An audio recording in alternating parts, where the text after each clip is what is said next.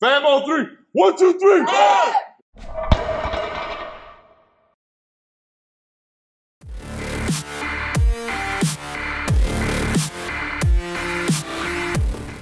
What up, fam? Welcome back to the Black Flag Athletics YouTube channel. Today we are covering one of my favorite movements, the rope climb. I'm joined by the one and only Pete Nelson from Black Flag. And Pete, how about you get on that rope, show how it's done. And we've teleported, because not so fast, our friends. Before we get on that rope, we want to be able to hit certain prerequisites. If you went to college or high school, prereqs, same thing in the fitness space. Beautiful thing. Yeah, so what we want to see is we're actually not going to cover these in depth. We'll just cover the milestones that we want to hit. And the first milestone is a 30-second dead hang on the bar, on the rig. So Pete will jump up there and demonstrate. And what we want to do is not only just hang, do a dead hang, but we want to make sure we're engaging that scap and the lats the whole time for 30 seconds. So this is actually a lot more difficult than it sounds, but again, 30 seconds. All right, come on down, Pete.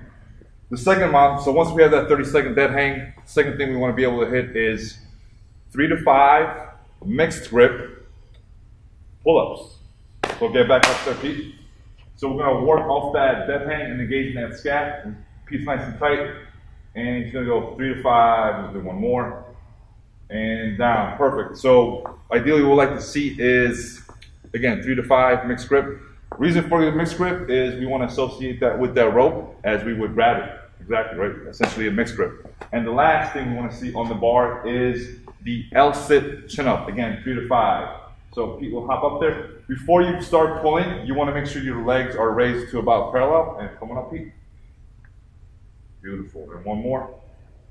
Great. And come on down.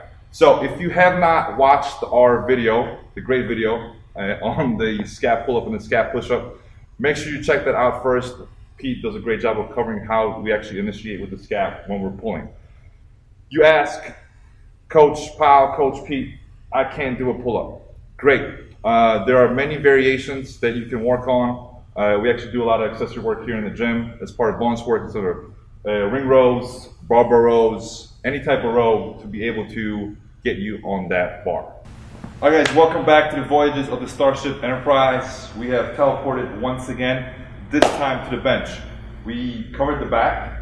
Now we want to cover the upper pecs and the chest. What we want to focus on is, before we get on that rope, to really dial in and nail down strength and stability in the upper body. So these are not necessarily milestones, but again, in terms of bonus work, accessory work you can do to help develop that strength in the chest is our famous bench press. So we will demonstrate it.